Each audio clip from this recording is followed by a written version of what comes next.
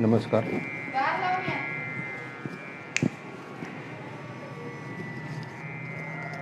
Hello.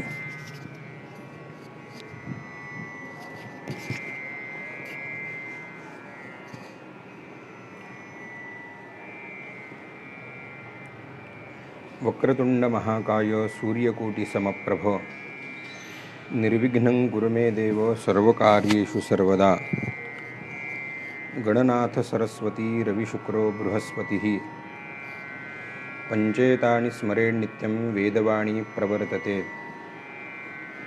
गुरुर्ब्रह्मा गुरुर्विष्णुः गुरुर्देवो महेश्वरः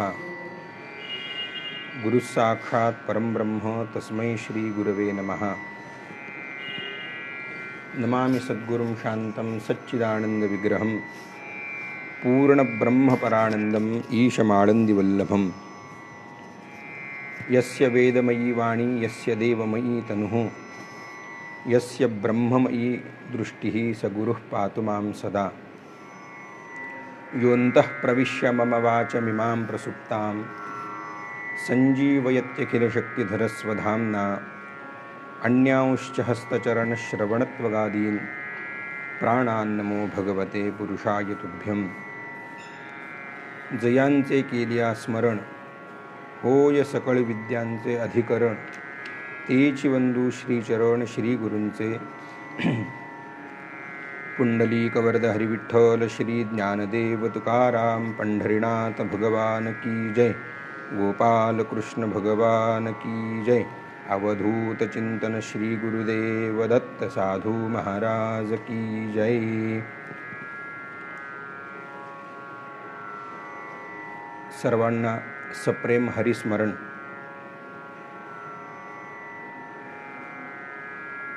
आजच्या या पावन दिनावरती संत समागम या फेसबुक पेजच्या द्वारे प्रवचनाची संधी मला प्राप्त झाली. आजचा दिवस फार विशेष आहे. आज एकादशी आणि सोमवार. वारकरी संप्रदायामध्ये एकादशी आणि सोमवाराला फार अनन्यसाधारण महत्त्व आहे. आपण सगळेच जण पाहतो आहोत, सबंध जगावरती फार मोठी ही दैवी आपत्ती आलेली आहे.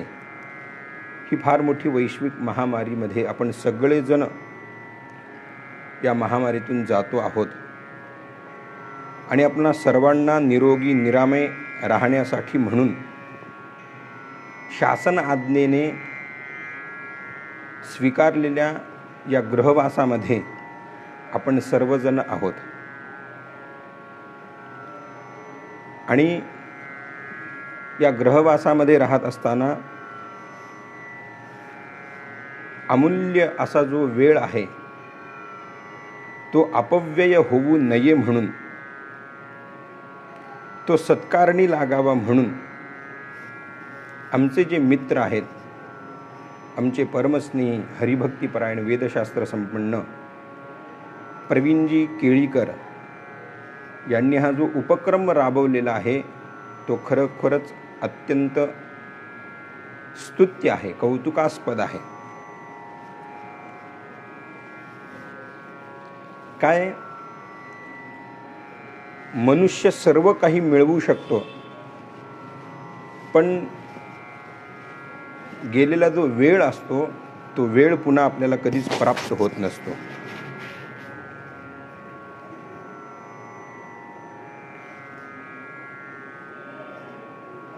संतांनी सांगितलेलं आहे की पृथ्वी एवढं जरी सुवर्ण आपण दान दिलं आणि त्या मोबदल्यामध्ये आपण जर एक क्षण मागून घेतला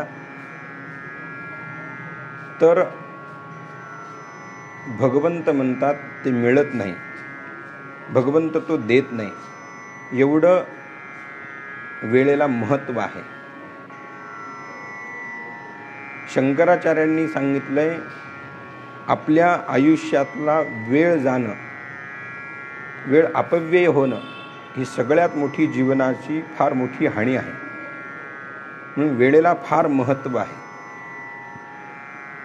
आपल्याला तुकाराम महाराजांनी सुद्धा एका ठिकाणी सांगितले की आपला काळ कसा व्यतीत करावा, त्याच्याबद्दल फार छान मार्गदर्शन केलेलं आहे.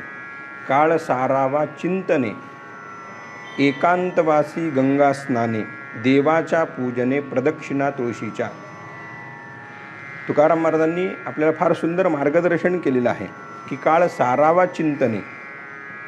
आपला जो काळ आहे तो सतत चिंतनामध्ये व्यतीत करावा. परवा व्हॉट्सॲपवरती एक फार सुंदर दृष्टांत आला होता. एकदा हे सगळे पांडव द्रौपदीसह द्वैतवनामध्ये असताना तिथे भगवान कृष्ण आले आणि भगवंत म्हणायला लागले, भीम असे बसलेले होते आणि भीमाला भगवंत म्हणायला लागले, भीमा अरे काय करतोयस, आता तुमचं काय चाललेलं आहे. भीमदादा म्हणायला लागले, देवा आता काय, आमच्याकडे वेळच वेळ आहे, आता फक्त खायचं प्यायचं मजा करायची झोपायचं एवढंच चालू आहे. तिथून भगवंत कुटीमध्ये गेले आणि कुटीमध्ये धर्मराज द्रौपदी असे बसलेले होते. धर्मराजाला भगवंत म्हणायला लागले, धर्मराजा काय चालले, आता तुम्ही काय करणार आहात. धर्मराजा म्हणाले, आता काय करायचं, मी बसलोय निवांत, आता काय करणार. द्रौपदीला विचारलं, नकुल सहदेव कुठे आहेत. द्रौपदी म्हणाली, त्या काही झाडाखाली ते दोघे जण बसले. भगवंत नकुल सहदेवाकडे गेले आणि नकुल सहदेवाला भगवंत म्हणायला लागले, अरे काय चाललंय तुमचं, काय चालू आहे. नकुल सहदेव म्हणाले, काही नाही, आमचा हा सारीपाटाचा खेळ चालू आहे. आता भगवंत म्हणाले, अरे याच खेळामुळे तुम्हाला एवढा मोठा वनवास प्राप्त झालेला आहे, 1 वर्षाचा अज्ञातवास प्राप्त झालेला आहे, अजूनही तुम्ही हेच खेळताय. तेवढ्यामध्ये अर्जुन आला. भगवंतानं सर्वांना एकत्र बोलवलं आणि सर्वांना एकत्र बोलवल्यानंतर भगवंतानं सांगितलं, चला म्हणे आपल्याला इंद्राकडे जायचं. अर्जुन म्हणाला, इंद्राकडे कशाला. त्याने सांगितलं, तुला मृदंग शिकायचं आहे. आता मृदंग शिकायचं आहे म्हणल्यानंतर अर्जुन म्हणाला, मला मृदंग, हो म्हणे, तुला मृदंग शिकायचं आहे. धर्मराजाला सल्ला मसलत कशी करावी, सल्ला कसा द्यायचा हे त्याला शिकायचं आहे. भीमाला स्वयंपाक कसा बनवायचा आहे ते शिकायचं आहे. नकुलाला रथ कसा हाकायचा ते शिकायचं आहे. सहदेवाला घोडे कसे सांभाळायचे ते शिकायचं आहे. असं प्रत्येकाला भगवंत सांगायला लागले. आणि अर्जुन म्हणायला लागला, देवा अहो हे सगळं आम्हाला कशासाठी, आम्ही तर राजे आहोत. भगवंत म्हणाले, ते सगळं तुम्हाला नंतर कळेल, पण आता मी सांगतो ते ऐका, चला. आणि हे सगळेजण इंद्राच्याकडे गेले. मला हे सगळं फार विस्तार करून सांगायचं नाही. आणि मग तिथे इंद्राच्याकडे गेल्यानंतर मृदंग वाजवायचं वगैरे अर्जुन शिकला. अनेक कामं अनेकांनी शिकले. आणि 12 वर्षाचा काळ यांचा संपला आणि 1 वर्ष अज्ञातवास यांचा शिल्लक राहिलेला होता. तेव्हा हे सगळेजण विचार करायला लागले की आता कुठे राहावं, कारण की अज्ञातवासामध्ये हे जर पकडल्या गेले तर असा नियम होता, असं सांगितलेलं होतं की पुन्हा एकदा 12 वर्ष वनवास. आणि अशा चिंतेमध्ये असताना भगवंतानी मग त्यांना विराटाच्या कडे तिथे नेलं आणि मग भगवंतानं सांगितलं की अरे तुम्ही जे मृदंग शिकला होतात, तू जे आचार्याचं काम शिकला होतास भीमदादा, ते सगळं तुम्हाला आता इथे ह्यांच्याकडे 1 वर्ष राहून हे सगळं करायचं आहे.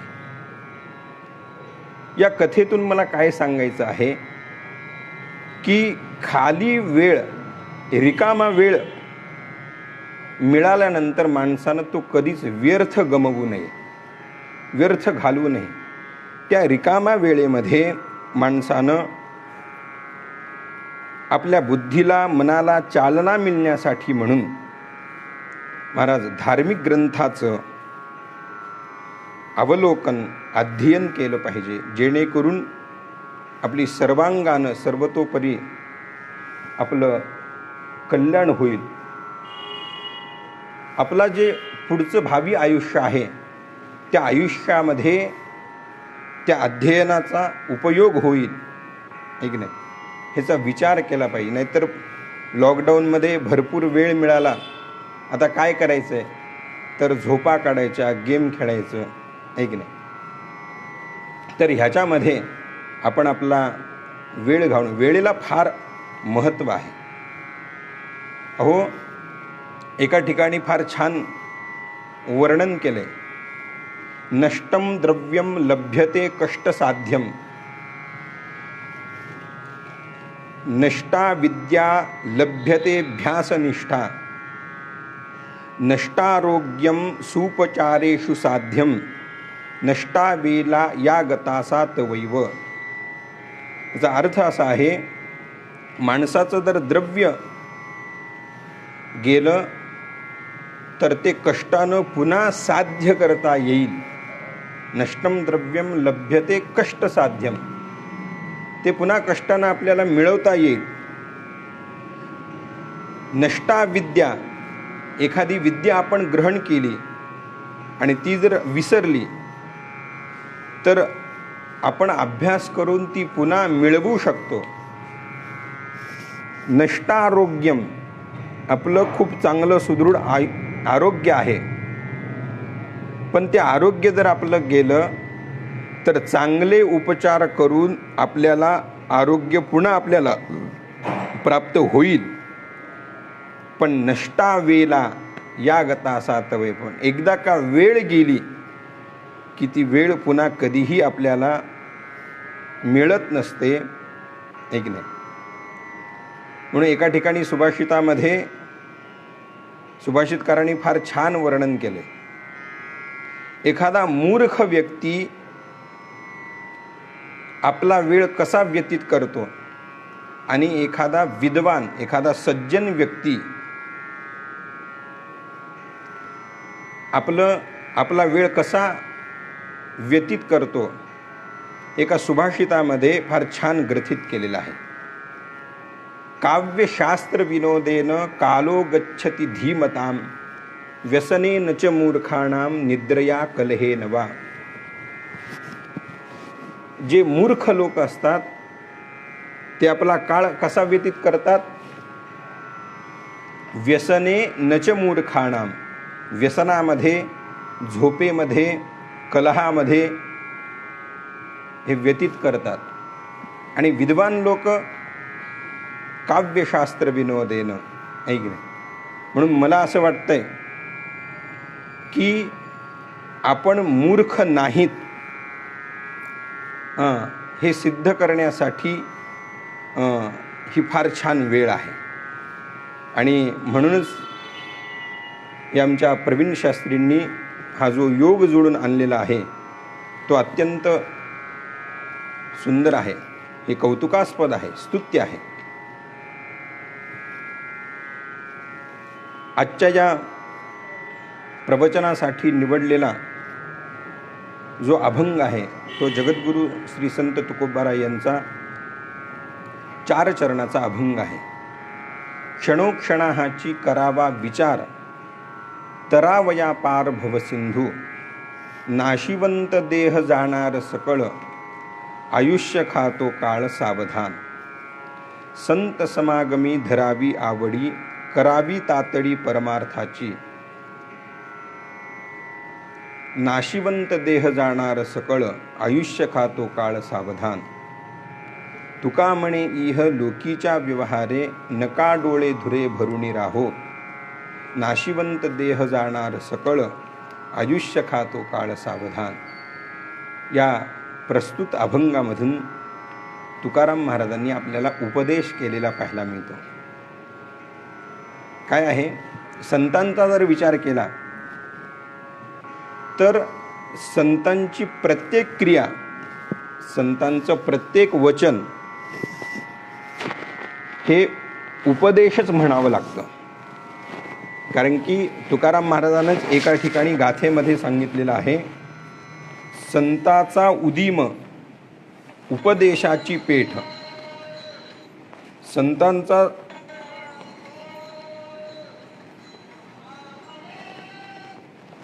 संतांचा उद्योग ही आपल्यासाठी उपदेशाचीच आहे. पण तुकाराम महाराजांच्या गाथेचा जर विचार केला तर उपदेशपर प्रकरणातलं एक वेगळं प्रकरण आहे आणि त्यातला हा अभंग आहे. आता उपदेश कोणाला म्हणावं, उपदेश कशाला म्हणावं याचा जर विचार केला तर भामतीकारांनी आपल्याला कथनाचे 4 प्रकार सांगितलेले आहेत. एक आज्ञा, एक अनुज्ञा, एक अभ्यर्थना आणि उपदेश, हे कथनाचे 4 प्रकार सांगितलेले आहेत. पहिला प्रकार सांगितला आज्ञा. आज्ञा म्हणजे काय? मोठ्यांनी लहानाला करायची असते आणि लहान्यानं ती ऐकायची असते, ह्याला आज्ञा म्हणावं. अनुज्ञा कशाला म्हणतात? एखादा व्यक्ती एखादं कार्य करण्यासाठी प्रवृत्त आहे आणि प्रवृत्त झाल्यानंतर त्याचं ते कार्य दृढ करण्यासाठी संमतीवाचक जे बोलणं असतं त्याला अनुज्ञा असं म्हणतात. त्याला जर उदाहरण पाहायचं जर झालं तर आमचे महाराज उदाहरण देतात. एखादा नवीन वारकरी आहे, गेल्या वर्षी त्यानं माळ घातलेली आहे आणि त्याला वाटलं की अरे चला आपण माळ घातली, आपणही वारीला गेलं पाहिजे, म्हणून त्याने एका जुन्या वारकऱ्याकडे सगळी माहिती गोळा करण्यासाठी म्हणून गेला. आता जुन्या वारकऱ्याकडे आल्यानंतर तो नवीन वारकरी म्हणतो की बाबा तुम्ही अनेक वर्षापासून वारी करता आहात, तेव्हा मलाही वारीला जायचं आहे. हे जेव्हा जुना वारकरी ऐकतो तेव्हा जुना वारकरी म्हणतो अरे वा वा वा, फार छान गोष्ट आहे. अरे पंढरीचे वारकरी ते मोक्षाचे अधिकारी, तेव्हा काही काळजी करू नकोस बाबा, तू जा, तिथे सर्व प्रकारची व्यवस्था असते वगैरे वगैरे वगैरे. आता ह्या जुन्या वारकऱ्याचं नव्या वारकऱ्याला जे बोलणं आहे त्याला अनुज्ञा असं म्हणतात.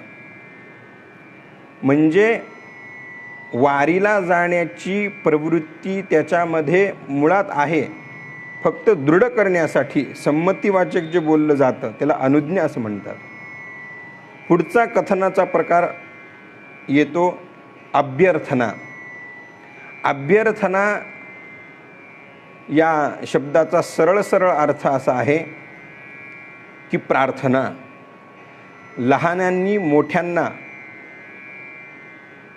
विनंती करणं, प्रार्थना करणं, ह्याला अभ्यर्थना असं म्हणतात.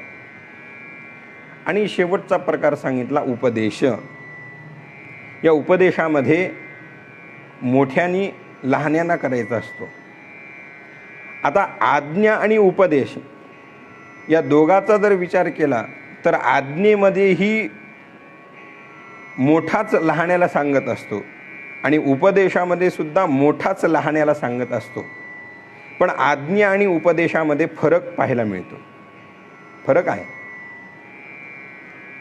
मोठा जेव्हा लहान्याला कल्याणाचंच सांगतो तेव्हा त्याला उपदेश असं म्हणावं. आणि जेव्हा कल्याणाचं आहे का अकल्याणाचं आहे याचा विचार नसतो, त्याला आज्ञा असं म्हणाले. तुकाराम महाराज कल्याणाचंच सांगतायत म्हणून याला उपदेश असं म्हणतात. तुकाराम महाराज वयानं काही जणांच्या पेक्षा लहान असतील, पण मोठेपणाचा जर विचार केला तर मोठेपणामध्ये दोन पद्धती आहेत. एक वयाचा मोठेपणा असतो आणि एक ज्ञानाचा मोठेपणा असतो. वयाच्या मोठेपणापेक्षा सुद्धा ज्ञानाच्या मोठेपणाला फार महत्त्व आहे. आणि संत हे सगळ्यांच्यापेक्षा जगतामध्ये मोठे आहेत. नामदेवरायांनी एका ठिकाणी वर्णन केले, साधू थोर जाणा, साधू थोर जाणा, साधू थोर जाणा कलियुगी. या कलियुगामध्ये एक साधूच तेवढे थोर आहेत असं तीनदा सांगतात. काय असतं, एखादी गोष्ट जेव्हा अनेक वेळा सांगायची असते तेव्हा ती 3 वेळा सांगितली की ती अनेक वेळा सांगितल्यासारखी होत असते. नामदेवरायांना साधू थोर आहेत हे अनेक वेळा सांगायचं आहे म्हणून ते 3दा सांगतात. असो, हा उपदेश तुकाराम महाराज आपल्याला करतात. या अभंगातून तुकाराम महाराजांनी आपल्याला क्षणाक्षणाला विचार करायला सांगितलेला आहे. 2-3 गोष्टी फार महत्त्वाच्या आहेत. तुकाराम महाराजांनी विचार करायला सांगितलेला आहे. तो विचार कोणाला करायला सांगितला आहे, विचार कोणता करायला सांगितला आहे आणि विचार का म्हणून करायचा आहे. या 2-3 गोष्टीचा प्रामुख्याने विचार आपल्याला या प्रवचनामधून करायचा आहे.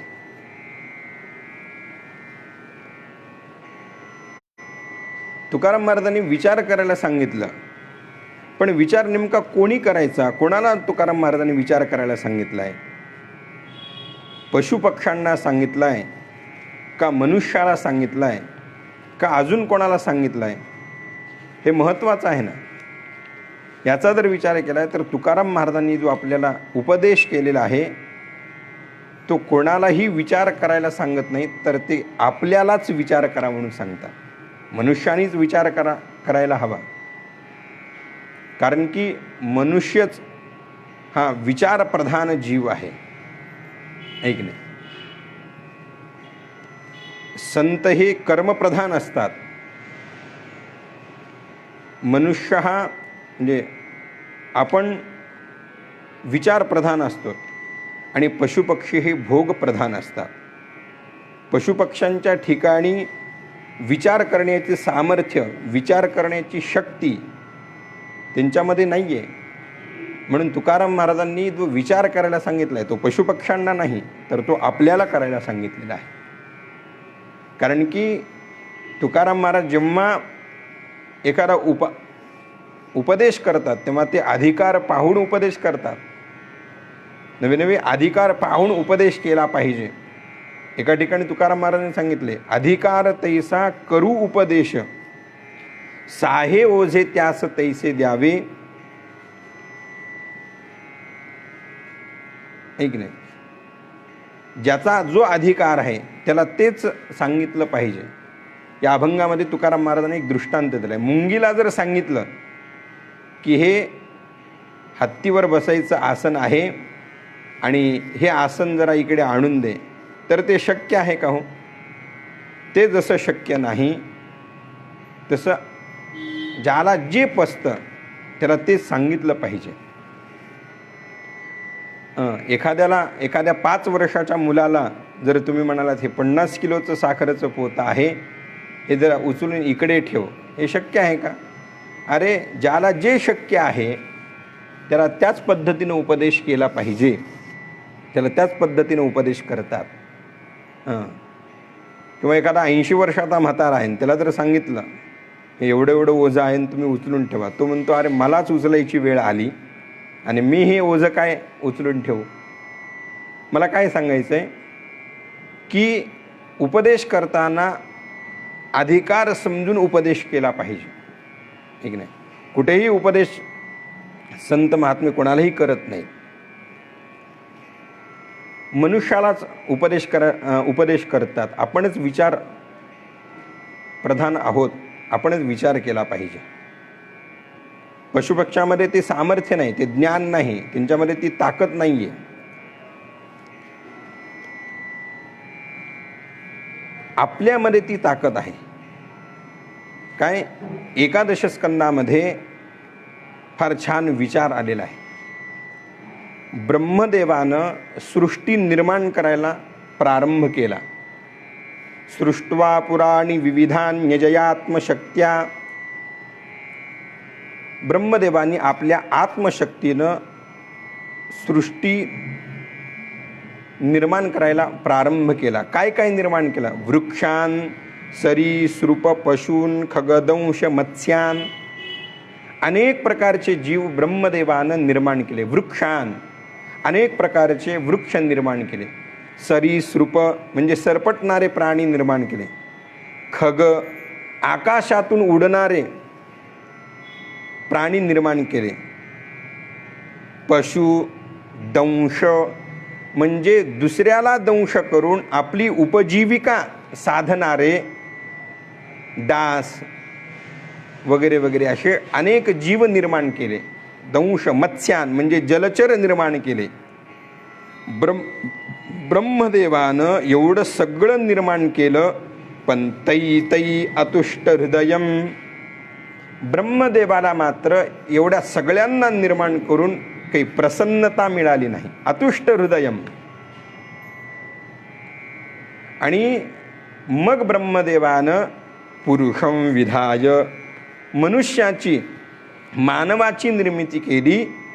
आणि जेव्हा मानवाची निर्मिती केली तेव्हा ब्रह्मावलोकधिषणं मुदमापदेवः. तेव्हा मात्र ब्रह्मदेवाला अत्यंत आनंद वाटला. त्याचं काय कारण आहे? की ब्रह्मदेवानं विचार केला की अरे, मी ह्यांना सगळ्यांना निर्माण केलं, पण ह्यांच्यामध्ये ते सामर्थ्यच नाही आहे, ती शक्तीच नाही आहे मला जाणण्याची. मीच निर्माण केलं, मलाच जाणण्याची शक्ती नाही, म्हणून अतुष्ट हृदयम. पण जेव्हा मनुष्याला निर्माण केलं आणि मनुष्यामध्ये जेव्हा ही शक्ती, हे सामर्थ्य आहे, हे जेव्हा लक्षात आलं तेव्हा त्यांना आनंद वाटला. मला ह्याच्यातून काय सांगायचं आहे की केवळ मनुष्याच्याच योनीमध्ये विचार करण्याचं सामर्थ्य आहे. आपणच विचार करू शकतो. ते ज्ञान, ती शक्ती, ते सामर्थ्य आपल्यामध्ये आहे, मुळात आहे. पण गंमत अशी आहे महाराज, पण ते झाकल्या गेलेलं आहे, ते सुप्त आहे. ते ज्ञान आहे, नाही असं नाही, पण ते सुप्त आहे, ते झाकल्या गेलेलं आहे.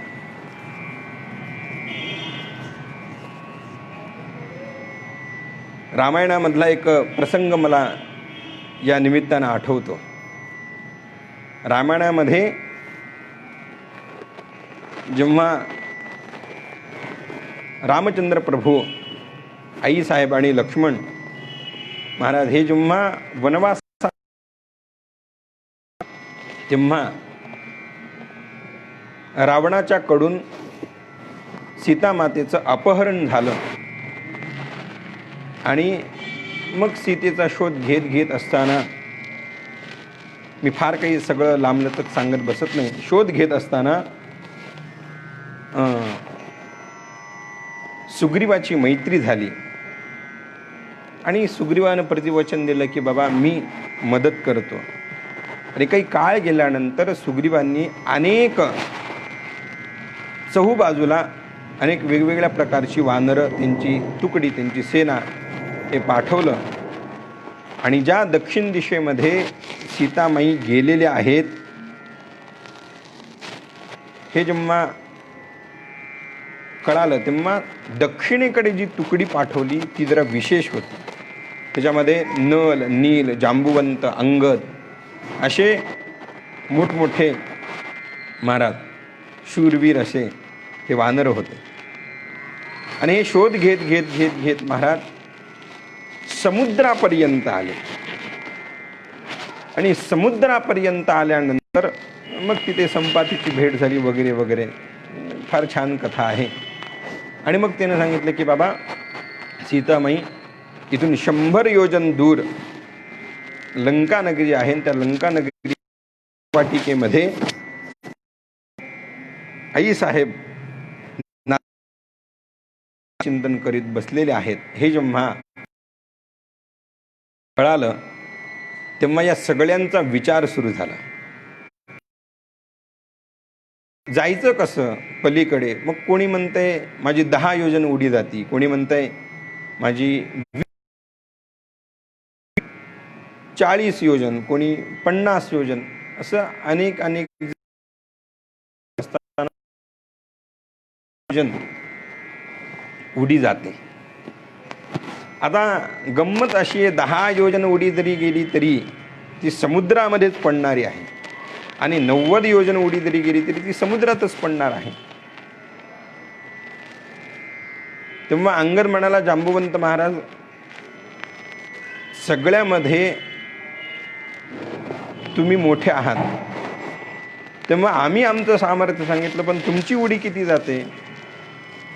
जांबवंत म्हणायला लागले की अरे मी जेव्हा जवान होतो तेव्हा मी एका उड्डाणामध्ये पृथ्वीच्या 21 प्रदक्षिणा मारलेल्या होत्या. पण तेव्हा मी जवान होतो. मी आता म्हातारा झालेलो आहे. वामन भगवंताचा जेव्हा अवतार झाला तेव्हा विराट वामन भगवंताच्या मी एका उड्डाणामध्ये 21 प्रदक्षिणा केल्या. एवढं माझं सामर्थ्य, पण आता ते शक्य नाही. आता मी लंकेमध्ये सहज जाऊ शकतो, पण लंकेमधून मला परत येण्याचं ताकद माझ्याकडे नाही. मग आता काय करावं, कोण जाईल असा सगळा विचार चालू होता. आणि तेवढ्यामध्ये जांबवंत महाराज म्हणाले अहो एवढा विचार काय करताय, कोण जाईल. आमचे मारुतीराय आहेत ना, आपले मारुतीराय जातील. तेव्हा मारुतीराय एका महाराज दगडावरती खडकावरती लांब जाऊन असे बसलेले आणि महाराज आपल्या पायानं माती अशी जमिनी वाळू अशी सरकवत आहेत, दात ओठ खात आहेत. त्यांच्या मनामध्ये एक फार मोठं चलले की आपण रामकार्यासाठी निघालेलो आहोत आणि आपल्याकडून हे रामकार्य होत नाही. असे खिन्न अवस्थेमध्ये बसलेले असताना जांबुवंत महाराज म्हणतात अहो एवढा काय विचार करतात, आमचे मारुतीराय जातील. आणि हे मारुतीरायनं ऐकलं आणि मारुतीरायांना वाटलं अरे बापरे. आता जांबुवंत मारुतीरायाच्या जवळ आले. जांबुवंत म्हणायला लागले मारुतीराय अरे दूर जाऊन काय बसलात तुम्ही, अहो उठा आणि तुम्ही उड्डाण करा. मारुतीराय म्हणाले बाबा मला शक्य नाही, 100 योजन काही सामान्य गोष्ट आहे का. जांबुवंत म्हणाले की अरे या 100 योजन काय म्हणतोस तू, जेव्हा जन्मला होता जन्मपर्यंत सूर्यमंडळापर्यंत जर तुझी उडी जाते, तुझं एवढं सामर्थ्य, काय ऐका काय मारुतीरायनं नाही म्हणावं तर उडी मारलेली नाहीये का. उडी मारलेली आहे. हो म्हणावं तर उडी मारावी लागते, जाईल की नाही. आणि तुझ्यामध्ये ती ताकद आहे, ती शक्ती आहे, ते सामर्थ्य आहे, ऐका हे ज्ञान जांबुवंतानं हनुमंतरायांना करून दिलं. आता मला सांगा, माझा दृष्टांत संपला. मला या दृष्टांतातून काय सांगायचं आहे की मला सांगा मारुतीरायाकडे समुद्र उल्लंघन करण्याचं जे सामर्थ्य होतं, जी शक्ती होती, ती मुळात होती की नाही. ती मुळात आतमध्ये त्यांच्या ती शक्ती होतीच होती, फक्त ती सुप्त होती, ती झाकून होती. जांबुवंतानं त्या शक्तीचं फक्त स्मरण करून दिलं. त्याचाही वेगळा मोठा कथाभाग आहे, मी ते सगळं सांगत बसत नाही. देवतांनी त्यांना सांगितलेलं वगैरे होतं. मला तिकडे जायचं नाही. मला काय सांगायचं आहे, मारुतीरायाकडे ते ज्ञान होतं पण ते सुप्त होतं. तद्वत त्याप्रमाणे आपल्यामध्ये सुद्धा निजतत्वाचं ज्ञान, ते विचार करण्याचं सामर्थ्य आपल्यामध्ये आहेच आहे, पण ते सुप्त आहे.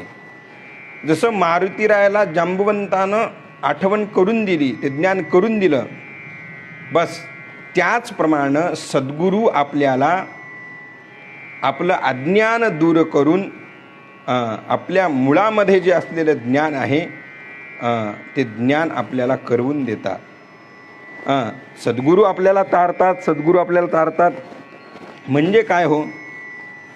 सद्गुरू आपल्याला भगवंतापर्यंत नेतात म्हणजे काय? ते वेगळं काहीतरी इंजेक्शन आणतात आणि ते इंजेक्शन देतात? नाही नाही. अरे आपल्यामध्ये मुळामध्ये ते आहे, फक्त मायेमुळं अज्ञानामुळं ते झाकल्या गेलेलं आहे. तेवढं फक्त त्याचं ज्ञान करून आपल्याला सद्गुरू देत असतात. म्हणून माऊलीने सुद्धा छान ज्ञानेश्वरीमध्ये ओवी टाकली आहे, मोटके गुरुमुखे उदय जत असे आणि हृदयी स्वयंभची असे प्रत्यक्ष फावो लागे तैसे आपैसया. मोटके गुरुमुखे हृदयी आणि हृदयी स्वयंभची असे, आपल्या हृदयामध्ये ते आधीच आहे, फक्त गुरु आपल्याला त्याचं ज्ञान करून देतात. मला एक काय सांगायचं आहे की तत्वतः भगवंताला जाणण्याचं सामर्थ्य हे मुळामध्ये आपल्यामध्ये आहे. नवे नवे मी पुढे जाऊन असं सांगेल की आपण भगवद अंशच आहोत. मी वासुदेव तत्वता कळो येईल विचारिता. हे विचार केल्यानंच आपल्याला ऐक नाही प्राप्त होणारा आहे. सभाग्य आहे ठाऊक सभाग्य संता, नाही दुजा आणिक मागता गा. ऐक नाही, मी वासुदेव तत्वतः मी वासुदेवच आहे, हे विचारांना आपल्याला कळणार आहे. म्हणून विचार फार महत्त्वाचा आहे. माणसानं प्रत्येक क्षणाला जो विचार करायचा आहे त्याचं कारण हे आहे. मारुतीराय आणि रामचंद्र प्रभूचा संवाद आपण नेहमी ऐकतो. फार छान अनेक कीर्तनकार, अनेक प्रवचनकार ते सांगत असतात. एकदा मारुतीराय आणि रामचंद्र प्रभू असे दोघे जण बसले होते आणि मारुतीरायाचं सतत मुखातून राम राम राम राम चालूच. आणि रामचंद्र प्रभूंनी मारुतीरायांना विचारलं, मारुतीराया, अरे तुझा आणि माझा संबंध काय? आता रामचंद्र प्रभूंनी असा प्रश्न केल्यानंतर मारुतीरायांना वाटलं रामचंद्र प्रभू मला संबंध. मारुतीराय फार बुद्धिमान आहेत, बुद्धिमत्तां वरिष्ठम. मी जर देहदृष्टीनं जर संबंध सांगितला तर ते म्हणतील मी देहदृष्टीने विचारलं नाही, मी जीवदृष्टीने विचारला. मी जर जीवदृष्टीने जर विचार सांगितलं तर ते म्हणतील मी जीवदृष्टीने नाही, मी आत्मदृष्टीने विचारलेला होता. म्हणून मारुतीरायानं तीनही दृष्टीनं उत्तर देऊन टाकलं. मारुतीराय सांगतात रामचंद्र प्रभूंना, देवा तू माझा संबंध विचारतोयस ना, तुझा माझा ऐक. देहाच्या दृष्टीनं जर तू विचार करत असशील तर तुम्ही माझे आणि मी तुमचा दास आहे. तुम्ही जर जीवदशेनं संबंध विचारत असाल तर मी तुमचा अंश आहे. गीतेमध्ये भगवंतानं सांगितलं ना, मम एवांशो जीवलोके जीवभूत सनातनः. जीवदृष्टीनं जर विचार केला तर मी तुझा अंश आहे रामा. आणि आत्मदृष्टीनं जर विचारत असाल तर तुम्ही आणि मी एकच आहोत. तुझं मज नाही भेद केला सहज विनोद, आत्मबुद्ध्या त्वमेव तू. एक नाही, आत्मदृष्टीने तुम्ही आणि मी एकच आहेत. मला काय सांगायचं आहे की हे मी वासुदेव तत्वतः तत्वता मी वासुदेवच आहेत हे विचारानं आपल्याला लक्षात येणार आहे. म्हणून प्रत्येक क्षणाला विचार करायला सांगतात, नाही की नाही. आता मनुष्याचं जर खरं मनुष्य पण कशानं सिद्ध जर होत असेल तर त्याच्या त्या विचारानंच होत असते. त्याच्या आकारानं मनुष्याचं मनुष्य पण कधीच सिद्ध होत नसतं. मला सांगा, कंपनीमध्ये पगार त्याच्या आकारानं दिल्या जाते का त्याच्या ज्ञानानं त्याच्या विचारानं दिल्या जाते? म्हणून माणसाचं मनुष्य पण हे त्याच्या विचारावरती आहे, है की नाही, त्याच्या आकारावरती नाही आहे. म्हणून माणसानं विचार केला पाहिजे. आणि एखादा मनुष्य मानव देहाला येऊन जर विचारच करत नसेल तर शास्त्रकार सांगतात मनुष्य रूपेण मृगाश्चरंती. तो मनुष्य म्हणूच नाही म्हणे त्याला, तो वाया मनुष्य पण भार वाहे वृषभ, ऐक ना. येशान्न विद्यान तपोन दानम ज्ञानन्नशीलन्न गुणोन धर्म ते मर्त्यलोके भूमिभारभूता मनुष्य रूपेण मृगाश्चरंती, ऐक नाही. आकाराचे आहेत म्हणे पण ते पशुच समजावेत, जो मनुष्य विचार करत नाही, ऐक नाही. म्हणून माणसानं विचार केला पाहिजे.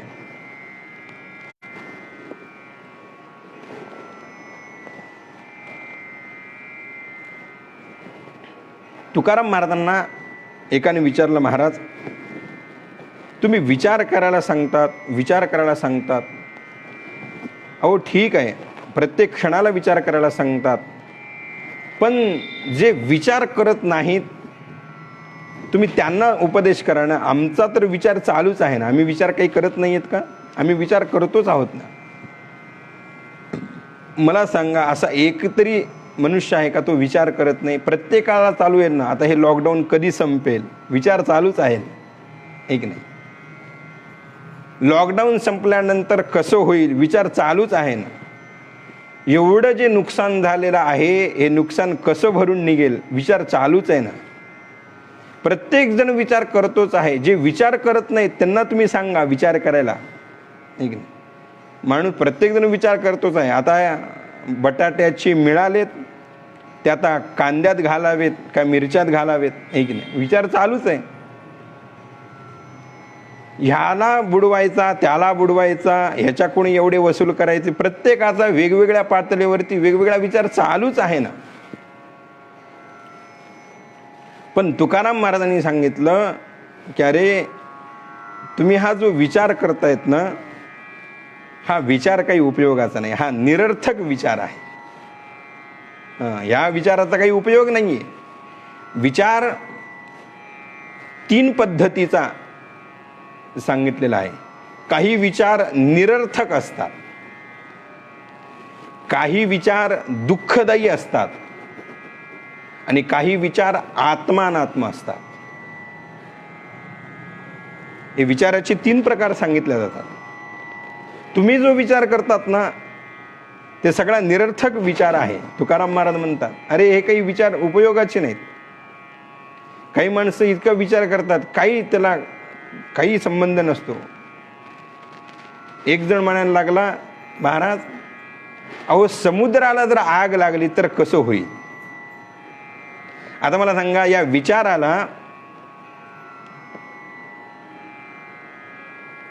काही अर्थ आहे का हो? समुद्राला कुठं आग लागते का? त्याने सांगितलं अरे समुद्राला कशी आग लागेल? त्याने सांगितलं अहो लागत नाही हो, पण समजा समुद्राला आग लागली तर कसं होईल? नाही, मी विचार करायला लागलो, समुद्राला जर आग लागली तर माशा कुठे जातील? आता मला सांगा, या विचाराला काही अर्थ आहे का हो? निरर्थक आहे. मी त्याला म्हणलं काही नाही, समुद्राला जर आग लागली तर माशा झाडावर चढतील. आता असा जर विचार करणारा मनुष्य असेल तर त्याला हेच उत्तर आहे. हे निरर्थक विचार आहे. या विचाराला काही महत्त्व नाही आहे. काही जे विचार असतात ते दुःखदायी असतात. ते विचार केल्यानंतर दुःखाच्या शिवाय दुसरं काहीच आपल्या पदरात पडत नाही. एक 80 वर्षाची म्हातारी होती आणि एक 85 वर्षाचं म्हातारं होतं. ते आजी आजोबा ते दोघंच बिचारे घरी राहत असत. कर्मधर्म संयोगानं त्यांना काही मूल बाळ वगैरे नव्हतं. आता बिचारे दोघंही म्हातारे झालेले घरी दोघंच राहत होते. एका बाजेवरती ती म्हातारी आणि एका बाजेवरती तो म्हातारा. आणि त्यांच्या गावामध्ये सप्ताह चालू होता आणि सुंदर साऊंड सिस्टीम वगैरे लावलेली होती. रात्री कीर्तन चालू होतं आणि ते दोघंही म्हातारा आणि म्हातारी हे दोघंही कीर्तन ऐकत असत. आणि त्या कीर्तनकारांनी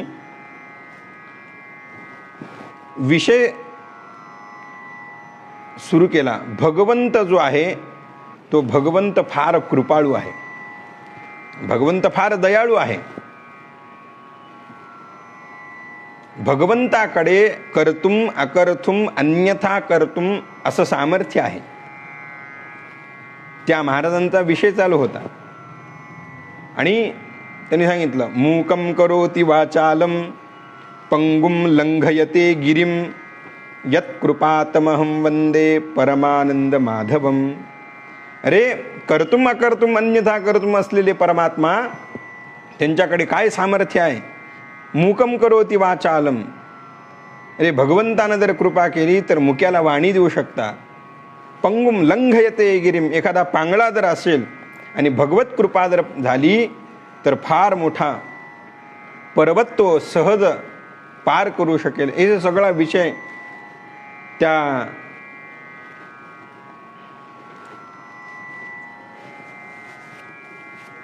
म्हातारीनं ऐकला आणि ती म्हातारी म्हणायला लागली, अहो ऐकलत का महाराज काय म्हणतायत. ते सांगितलं, हो महाराज सांगतायत की भगवंत एवढा दयाळू आहे, भगवंताला जर वाटलं तर भगवंत काही करू शकतो. हो मी ऐकतोय, म्हातारा म्हणायला लागला. मग तुझं म्हणणं काय. तसं नाही, माझं असं म्हणणं आहे, जर यदा कदाचित भगवंताची कृपा माझ्यावर जर आपल्यावर जर झाली आणि आपल्याला जर एखादी संतती झाली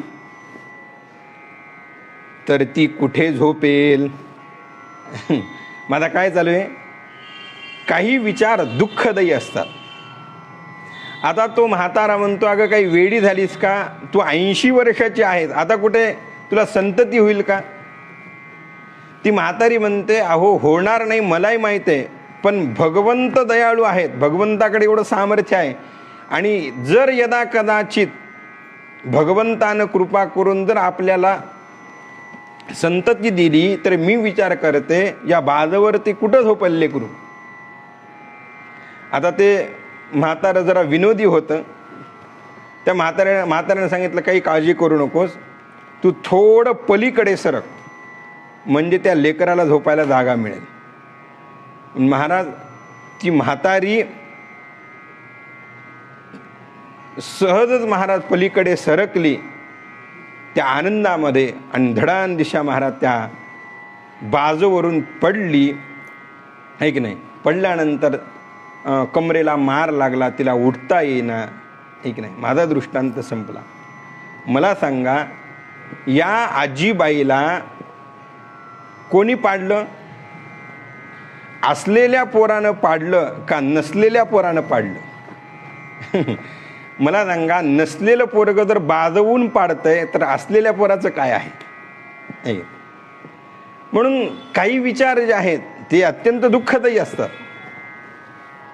ते विचार केल्यानंतर दुःखाशिवाय पदरामध्ये काही पडत नाही.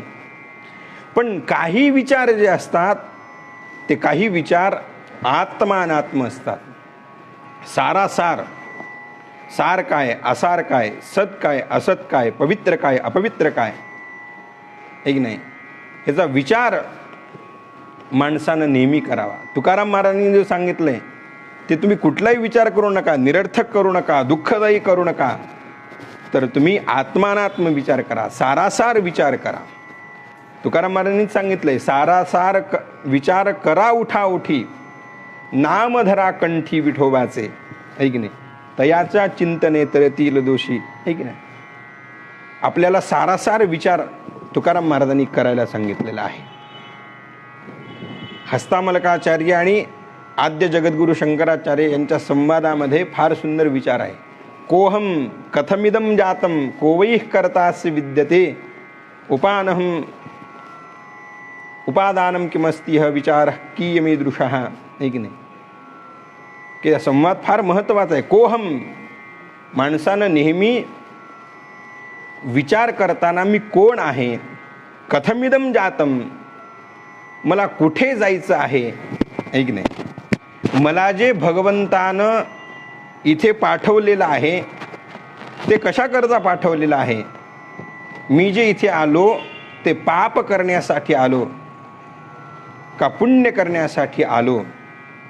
मी इथून जाताना पाप घेऊन गेलो पाहिजे का पुण्य घेऊन गेलो पाहिजे, हे सगळा सारासार विचार झाला पाहिजे. एक कोहम कथमिदम जातम फार महत्त्वाचं आहे. ज्ञानेश्वर महाराजांनी एका ठिकाणी सांगितलंय, आहे कोण मी करावा विचार म्हणे ज्ञानेश्वर निवृत्तीचा, है की नाही. मी कोण आहे याचा विचार आपण करावा. कोहम कथमिदम जातम, मला कुठे जायचंय. आत्तापर्यंत आपण असा कधी विचार केलेला आहे का हो.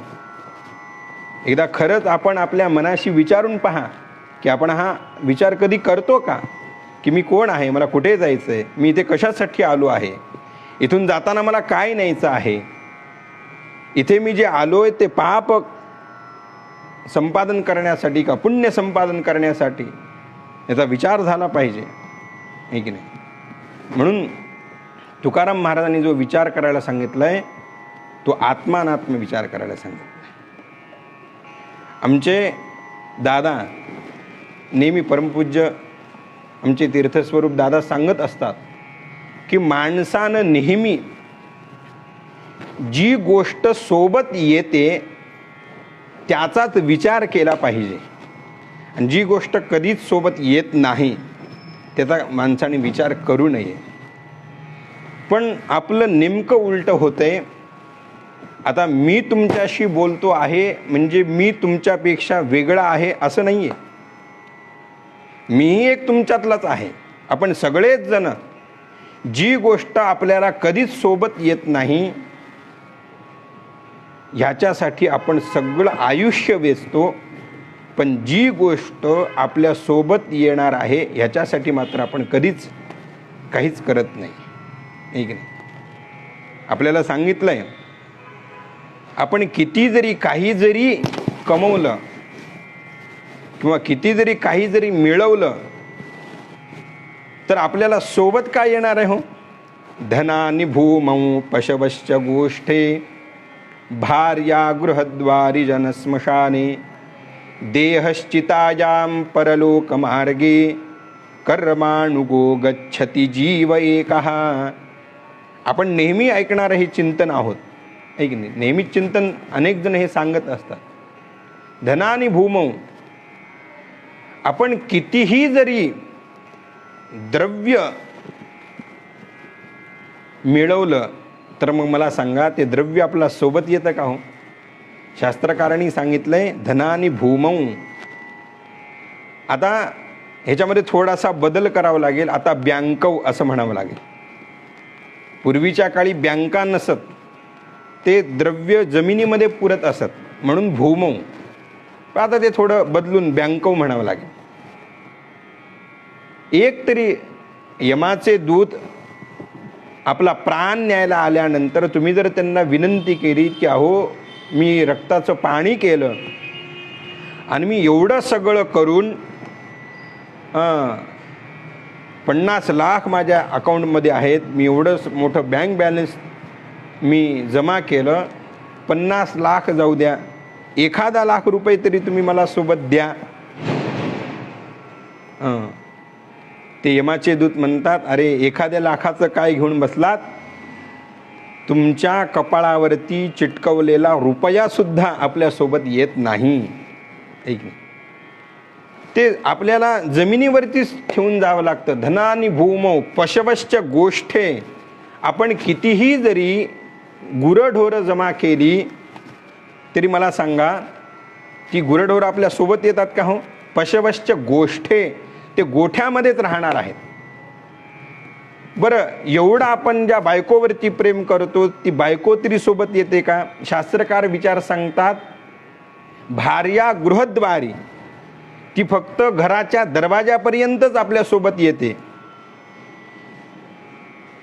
पैशाचं सोडा, गुराढोरांचं सोडा, आपल्या बायकोचं सोडा, आपण एवढा मोठा जो जनसमुदाय मित्रपरिवार जो बनवतो, मला सांगा तो मित्र तरी सोबत येतो का? हो. तर शास्त्रकारांनी सांगितलंय बायकोपेक्षा थोडं पुढे. बायको जर दरवाजापर्यंत येत असेल तर जनस्मशाने, तर सगळे मित्रपरिवार, सगळा जनसमुदाय हे केवळ स्मशानापर्यंतच आपल्यासोबत येतात. मी तर पुढे जाऊन असं सांगेल, हे सगळं सोडून द्या, मित्र सोडून द्या, बायको सोडून द्या, गुरंढोरं सोडून द्या, ही संपत्ती सगळी सोडून द्या. अहो, या देहावरती एवढं आपण प्रेम करतो, तो देह तरी सोबत येतो का? अहो, या देहासाठी काय काय नाही मला सांगा ना. काळे केस झाले तर पांढरे केस झाले तर काळे केस करण्यासाठी वेगवेगळे शॅम्पू, वेगवेगळे काय मेहंदी, काय काय, एक वेगवेगळ्या क्रीम, नवीन नवीन कपडे, काय काय पावडर, एवढं सगळं या देहासाठी आपण सगळं खर्च करतो, पण तो देह तरी आपल्यासोबत येतो का? तर शास्त्रकारांनी सांगितलं की अरे, हा देहसुद्धा आपल्यासोबत येत नाही. देहश्चितायाम. जर मित्रपरिवार जनसमुदाय जर स्मशानापर्यंत येत असेल तर हा देह त्यांच्या पुढे एक पाऊल, देहश्चितायाम, ते चितेपर्यंत येईल.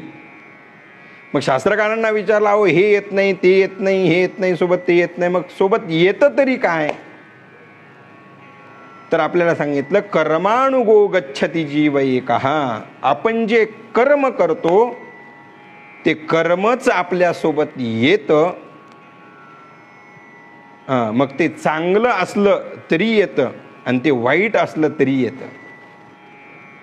मग आता मला सांगा, जी गोष्ट सोबत येते ह्याचा विचार झाला पाहिजे का जी गोष्ट कधी सोबत येत नाही ह्याचा विचार झाला पाहिजे? कर्मच आपल्या सोबत येत असतं, म्हणून नेहमी माणसानं चांगलं कर्म करत राहावं, ठीक नाही? आपण वाईट जरी केलं तरी ते सोबत येतं आणि चांगलं जरी केलं तरी सोबत येतं. काय चांगलं कर्म करून ते जर आपण सोबत नेलं तर वरती गेल्यानंतर आपलं स्वागत करण्यासाठी प्रत्यक्ष भगवान विष्णू आपल्या स्वागतासाठी उभे राहतात पाहुणा म्हणून. आणि वाईट वाईट कर्म जर केले तर महाराज आपल्याला वरती गेल्यानंतर यमाचा पाहुणा म्हणून जावं लागतं. तिथे यमाचे दूत स्वागतासाठी थांबलेले असतात, ठीक नाही? आपण सगळेजण रोज हरिपाठ म्हणतो. त्या हरिपाठामध्ये ज्ञानेश्वर महाराजांनी 2 पाहुणे सांगितलेले आहेत. एक यमाचा पाहुणा सांगितलाय आणि एक विष्णूचा पाहुणा म्हणून सांगितलाय, है की नाही? हरिवीण जन्म नरकची पै जाणा, यमाचा पाहुणा प्राणी होय. ज्यानं कधीच भगवंताचं नामचिंतन केले नाही, अनेक वाईट वाईट कर्म केलेले आहेत, है की नाही, तो यमाचा पाहुणा प्राणी होय. तो यमाचा पाहुणा म्हणून जातो. आणि जर आपण सत्कर्म केले, चांगले कर्म जर केले तर आपण भगवान विष्णूचे पाहुणे म्हणून जातो. आपल्याला सांगितलंय हरिपाठामध्येच, तीर्थवर्ती भाव धरी रे करुणा, शांती दया पाहुणा हरी करी. ऐक नाही. म्हणून आपल्याला यमाचा पाहुणा व्हायचं आहे का हरीचा पाहुणा व्हायचं आहे हे आपल्यावरती आहे. मला काय सांगायचं आहे हा विचार करायचा आहे. हां, म्हणून माणसानं नेहमी सारासार विचार करायला पाहिजे. काय असतं, दुकानदार दिवसभर व्यापार केल्यानंतर, खरा दुकानदार जो असतो तो संध्याकाळच्या वेळेला दुकान बंद करताना सगळा हिशोब ताळेबंद आहे का तो पाहत असतो, की कोणाला किती दिले, कोणाला किती दिले, कोणाचे किती आले, काय काय झालं, ते सगळा ताळेबंद हिशोब तो ठेवतो. म्हणजे त्याचा व्यवसाय काय चालू आहे, कसा चालू आहे, रिव्हर्समध्ये येतोय का पुढे जातोय हे त्याला लक्षात येतं. तसं आपण आपल्या जीवनाचा ताळेबंद हिशोब पाहिला पाहिजे, त्याचा विचार केला पाहिजे की बाबा कोहम कथमिदम जातम, मी कोण आहे, कुठे जायचं आहे, मी कशासाठी आलो आहे. आणि हा जो विचार करायचा आहे तो विचार कसा करायचा आहे तर क्षणोक्षणाची, ऐक नाही, प्रत्येक क्षणाला करायला सांगितलंय, प्रत्येक क्षणाला करायला सांगितलंय.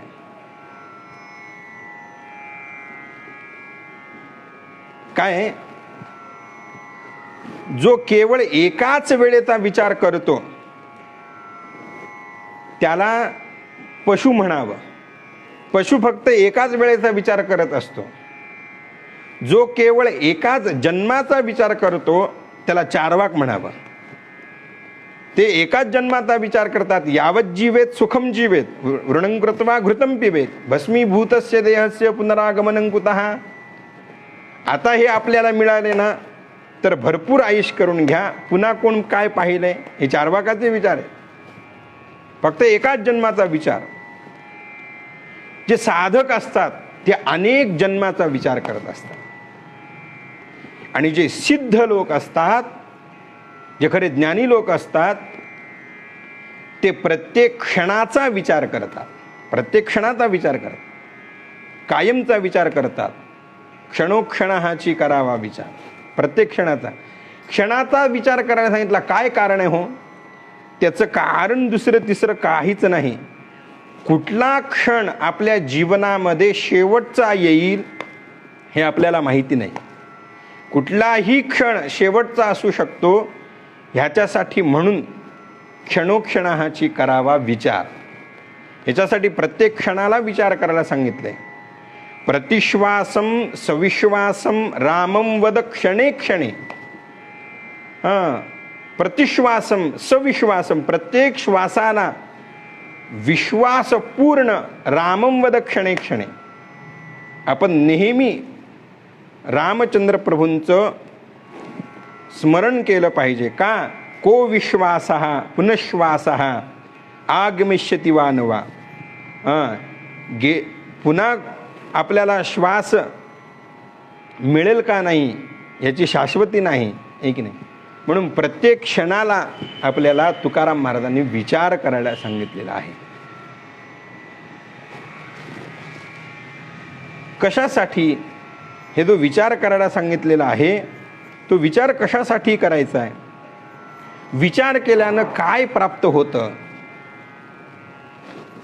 तर विचार केल्यानं आपल्याला अनेक गोष्टी साध्य होतात. जीवनामध्ये विचाराचे 5 फायदे आहेत. कारण कुठलाही व्यक्ती काहीतरी फायद्याशिवाय काही करत नसतो. प्रयोजनमनुद्दिश्य न मंदोपि प्रवर्तते. विचार कशासाठी करायचा तर विचाराचे 5 फायदे आपल्याला पाहायला मिळतात. काय फायदे आहेत? पहिला फायदा आहे की जो माणूस विचार करतो त्याच्या पदरामध्ये नेहमी लाभ प्राप्त होतो. पहिला फायदा. म्हणून माणसानं नेहमी विचार केला पाहिजे. दुसरा फायदा, विचार केल्यानं प्रपंचातून मुक्तता मिळते. तिसरा फायदा, विचार करण्यानं अहंकारातून सुटका होते.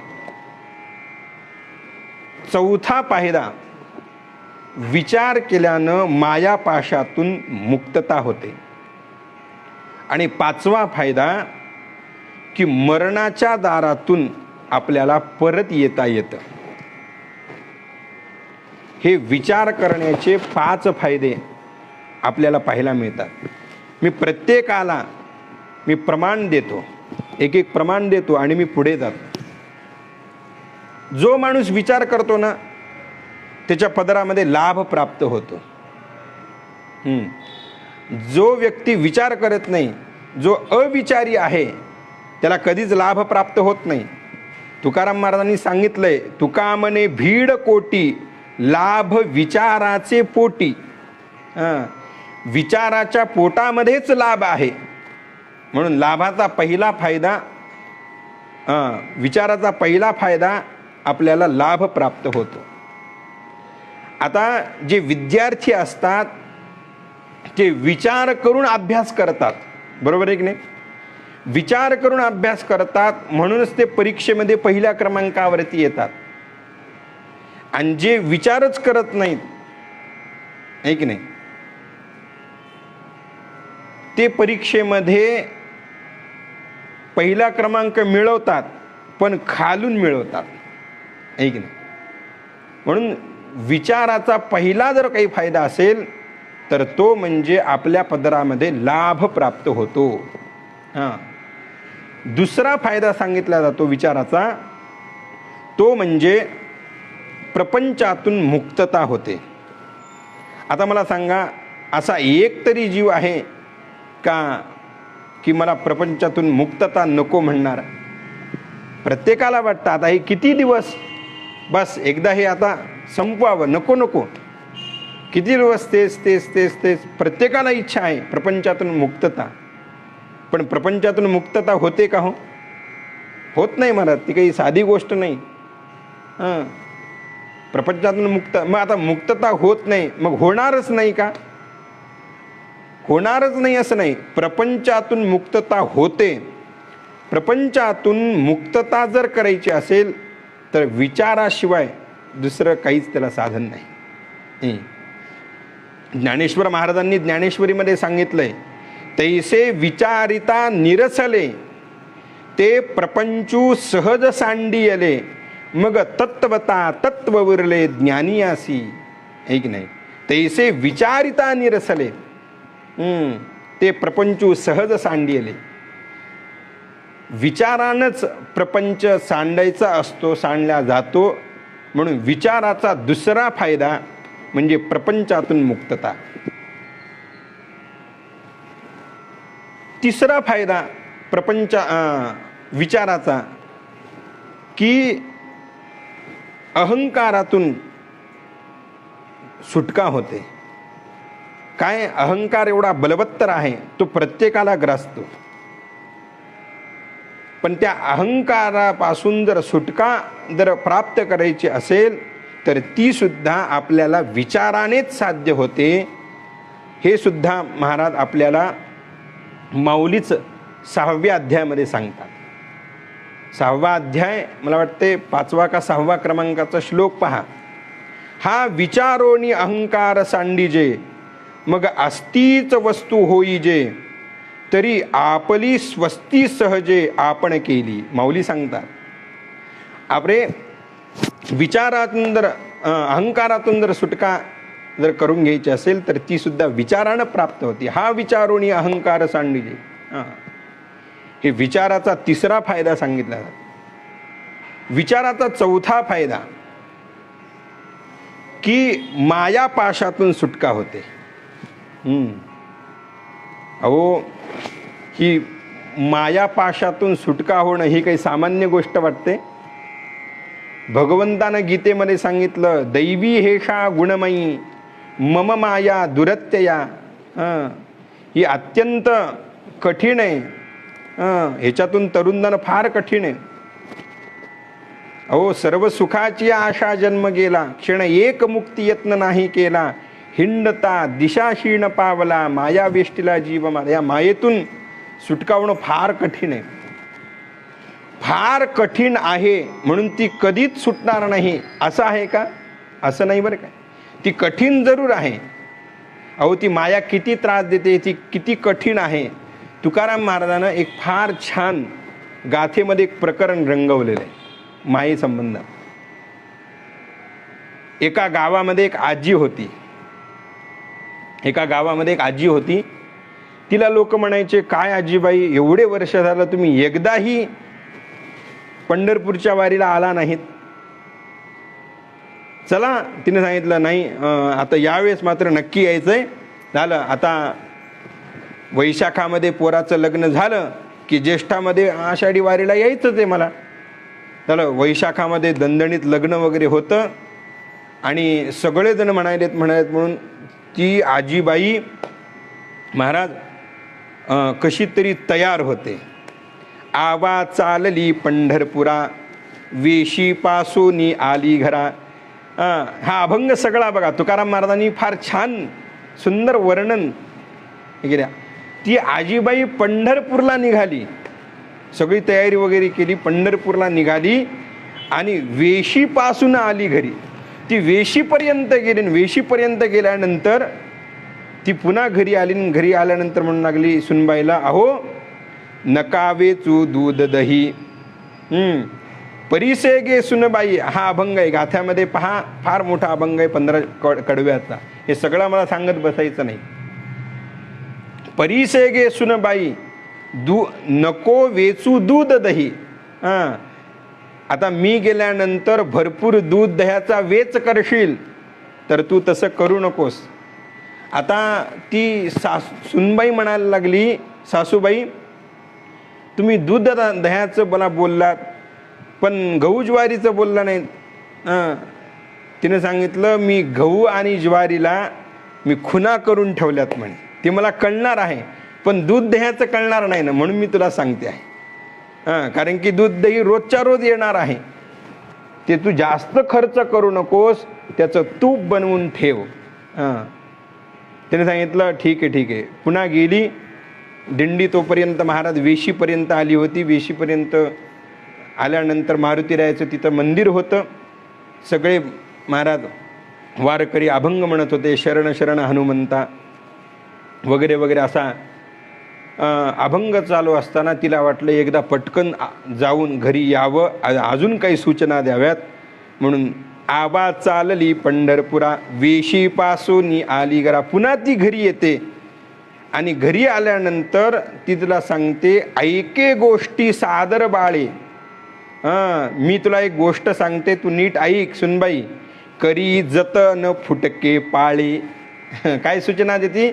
आपलं जात्याचं जे फुटकं पाळं आहे ते मी येईपर्यंत कुठं टाकून देऊ नकोस, ती नीट जतन कर. एवढंच नाही, माझे हातीचा कलवडू मज वाचूनी नको फोडू.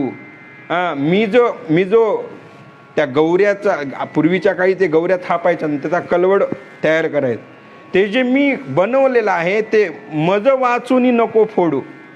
ते मी येईपर्यंत त्याला हात लावू नकोस, ते फोडू नकोस.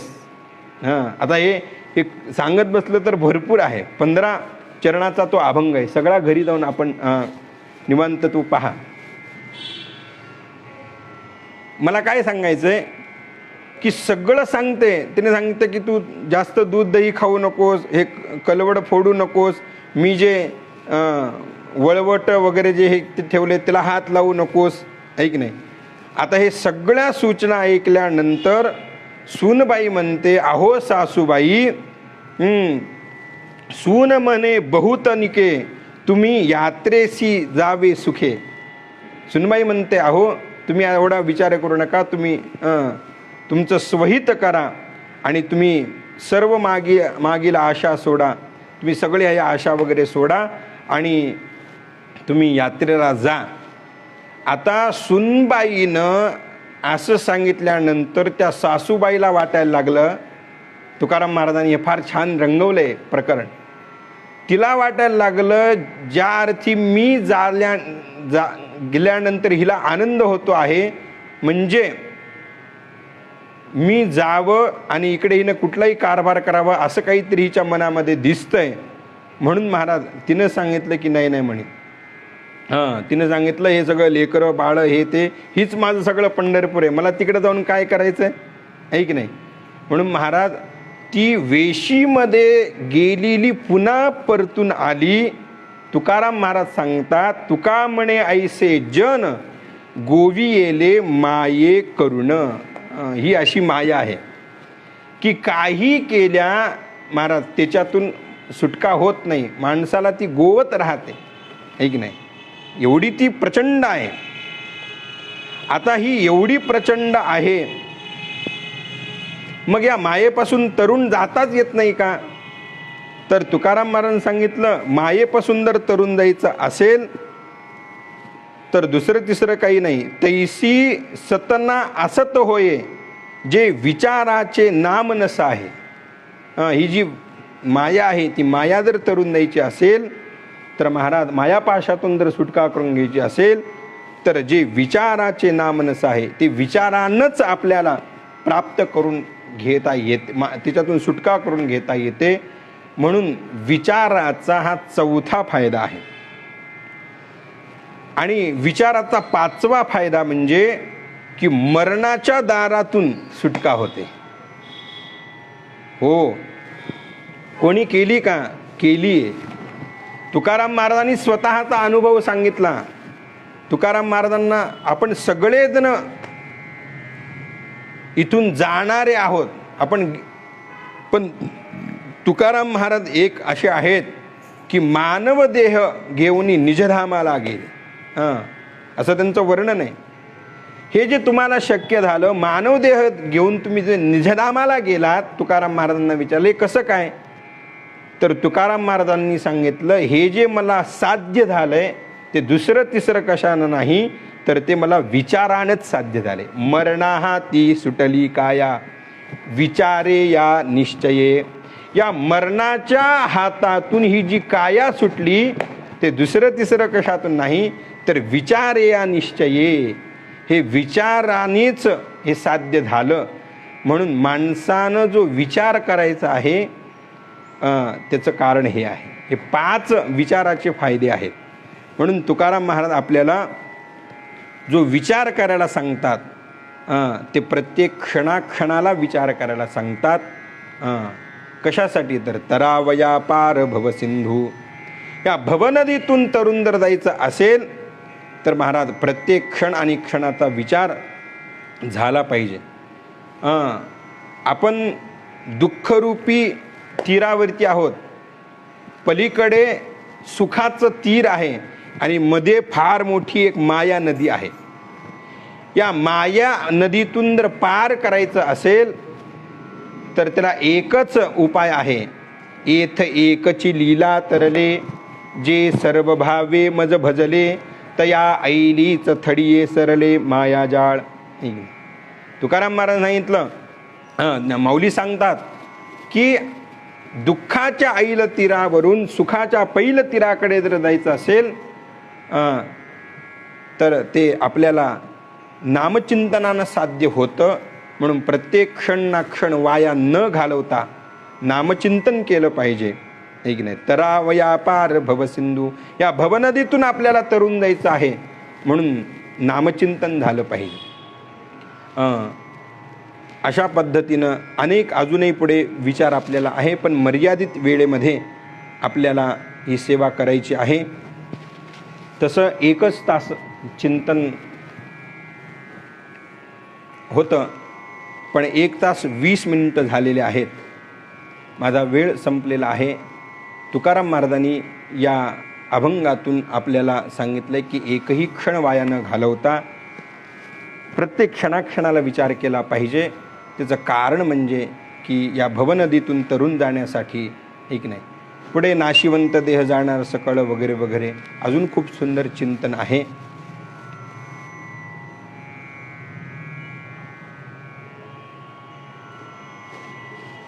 एक 10 मिनिटामध्ये पुढचं अभंगाचं चिंतन आपण सारून आपण या प्रवचनाला पूर्ण विराम देऊयात. तुकाराम महाराजांना विचारलं की तरुण जाणं म्हणजे काय? तरुण जाणं म्हणजे दुसरं तिसरं काही नाही, देह तादात्म्य सोडणं आणि शिवाशी तादात्म्य धरणं म्हणजे तरणं आहे. दुसरं तिसरं काही नाही आहे. तरणं म्हणजे काही फार मोठी नदी आहे आणि तिथून पार करून पुढे जायचं असं नाही आहे. ते देह तादात्म्य सोडणं आणि शिवाशी तादात्म्य धारण करणं, ब्रह्म्याशी तादात्म्य धारण करणं म्हणजे तरणं आहे. मग ब्रह्म्याशी तादात्म्य झाल्यानंतर, शिवाशी तादात्म्य झाल्यानंतर मग या देहाचं काय? तर पुढच्या चरणामध्ये सांगितले की या देहाचा फार विचार करू नये. नाशिवंत देह जाणार सकळ, आयुष्य खातो काळ सावधान. या देहाचा फार विचार करत बसू नका. हा देह नाशिवंत आहे, एक नाही, याचा फार विचार करत बसू नका. आपल्याला मदालसीने सुद्धा त्या बाळाला उपदेश करताना या देहाबद्दलचा संबंधांचा विचार नाशिवंत म्हणूनच केला आहे. हा देह नाशिवंत, मलमूत्राचा बांधा, वरी चर्म घातले रे, कर्मकीटकाचा संधा. हे नित्यातले आपले हे प्रमाण वगैरे आपण नेहमीच ऐकण्यातले प्रमाण आहेत. या देहाचा फार विचार करू नको, हे नाशिवंत देह आहे. पण काय आहे, तुकाराम महाराजांनी इथे देहाला नाशिवंत देह जाणार सकळ असं म्हणलेलं आहे. पण काही काही ठिकाणी तुकाराम महाराजच या देहाला उत्तमही म्हणतात, पवित्रही म्हणतात. पवित्र तो देह, ऐक नाही, वाणी पुण्यवंत जो वदे अच्युत सर्व काळ. काही ठिकाणी पवित्रही म्हणतात. नाटाच्या अभंगामध्ये तुकाराम महाराजांनी आपल्याला शरीर उत्तम चांगले, शरीर सुखाचे घोसले, शरीर होय साध्य केले, शरीर साधले परब्रह्म. शरीर उत्तम म्हणून सांगितलेलं आहे. मग शरीर उत्तम आहे का शरीर नाशिवंत आहे याचा जर विचार केला तर काय? याचा विचार असा आहे की आपण हे कुठे लावतो त्याच्यावरती ते अवलंबून आहे. आता चाकू चांगला आहे का वाईट आहे? चाकू कसा आहे, चांगला आहे का वाईट आहे? या चाकूचा जर विचार केला तर तो जर स्वयंपाकघरामध्ये असेल, किचनमध्ये जर असेल तर चाकू चांगला आहे. आणि तो चाकू जर एखाद्या गुंडाच्या हातात असेल, एखाद्या चोराच्या हातात असेल तर तो चांगला आहे का? हो, तो चांगला नाही. तसंच त्याचप्रमाणे या देहाचं आहे. या देहानं जर भगवंताचं नामचिंतन केलं, या देहानं जर दानधर्म केला, या देहानं जर आपण वारी केली, प्रदक्षिणा केली, भगवंताची सेवा केली, तर शरीर उत्तम चांगले. हे शरीर आपण कुठे लावतो त्याच्यावरती अवलंबून आहे. पण अजून थोडा तात्विक जर विचार केला तर नाशाचे 3 प्रकार सांगितले आहेत. एक आश्रय नाश असतो, एक परता नाश असतो आणि एक स्वभाव नाश असतो. या देहाचा जर विचार केला तर या देहाचा स्वभाव नाश सांगितलेला आहे. काही जे असतात ते त्याला आश्रय नाश असतो. भिंतीवरती एखादं चित्र काढलेलं आहे आणि ती भिंत जर जुनी झाली आणि जुनी झाल्यानंतर पाऊस वगैरे जोरात आला आणि त्या पावसामध्ये जर ती भिंत पडली तर ते चित्र राहणार आहे का? हो, त्या भिंतीवरचं जे चित्र आहे ती भिंत पडल्या पडल्या ते चित्र नष्ट होणार आहे. कारण की चित्र ज्याच्या आश्रयानं होतं ते संपलं की त्याचा नाश असतो, त्याला आश्रय नाश म्हणतात. दुसरा नाश सांगितलाय परता नाश. मातीचं भांड, काचेचं भांड, जोपर्यंत ते एखाद्या उंच माळ्यावर ठेवलेलं आहे काचेचं भांड, तोपर्यंत ते सुरक्षित आहे, त्याचा नाश नाही. पण ते खाली ठेवलं, लहान लेकरानं जर त्याला धक्का मारला तर लगेच ते फुटून जातं. परता नाश. जोपर्यंत दुसऱ्याकडून होत नाही तोपर्यंत त्याला नाश नाही. आणि काही गोष्टी स्वभाव नाश असतात, नाही की नाही? आंबा किती जरी चांगला असला तरी किती दिवस राहील? 15 दिवस. आहे की नाही. अजून काही काही वेगवेगळ्या काही ह्याच्याने जर ठेवलं तर महिनाभर, पण नंतर कालांतराने त्याचा नाश असतोच असतो. स्वभावता नाश सांगितला तसं या देहाचं स्वभाव नाश आहे. 100 वर्ष जगेल. काही काही जीव, काही माणसं असे पाहिलेत की 110 वर्ष, 130 वर्ष, पण कालांतराने एक दिवस येईल त्याचा नाश होईलच. स्वभाव नाश आहे, एक नाही. म्हणून नाशिवंत देह जाणार सकळ, आयुष्य खातो काळ सावधान. तुकाराम महाराज सांगितलं हे शरीर नाशिवंत आहे, हे आयुष्य काळ नेहमी खातो आहे, आपण सावधान झालं पाहिजे, एक नाही.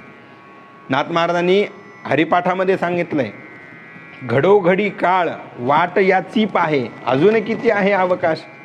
प्रत्येक क्षणाला हे काळ वाट पाहून आहे बाबा. ती मांजर जशी टपून असते की नाही, आजीबाई कधी जाईल आणि मी कधी एकदा त्या दुधावरती झडप घालेल, तसं काळ हा टपून आहे. म्हणून आयुष्य खातो काळ सावधान, आपण सावधान झालं पाहिजे. सावधान होऊन काय करायचं तर सांगितलं, संत समागमी धरावी आवडी, करावी तातडी परमार्थाची. संत समागमामध्ये राहण्याची आवड धारण करा. संताच्या संगतीचं फार मोठं महत्त्व आहे. तो एक फार वेगळा स्वतंत्र विषय आहे. आधीच आपला वेळ संपलेला आहे, मी फार काही विस्तार करत नाही. जीवनामध्ये संगतीला फार अनन्यसाधारण महत्त्व आहे. आपलं पतन व्हावं का आपला उद्धार व्हावा हे संगतीवरती असतं. पतन उद्धार संगाचा महिमा आहे की नाही. आपलं पतन व्हावं का उद्धार व्हावं हे संगतीवरती आहे. म्हणून नेहमी संगती सज्जनाची धरावी, एक नाही. सुसंगती सदा घडो, सुजन वाक्य कानी पडो. पंचतंत्रामध्ये संगतीच्या बद्दल फार सुंदर एक दृष्टांत आलेला आहे. तो दृष्टांत आपण पाहूया.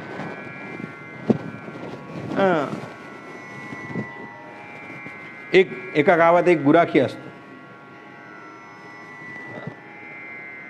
अनेक त्याच्याकडे गाई वगैरे असतात. तो रोज सकाळी गाई सोडायचा, दिवसभर वनामध्ये त्या चारायच्या, संध्याकाळी पुन्हा त्या गोठ्यामध्ये आणून बांधायच्या.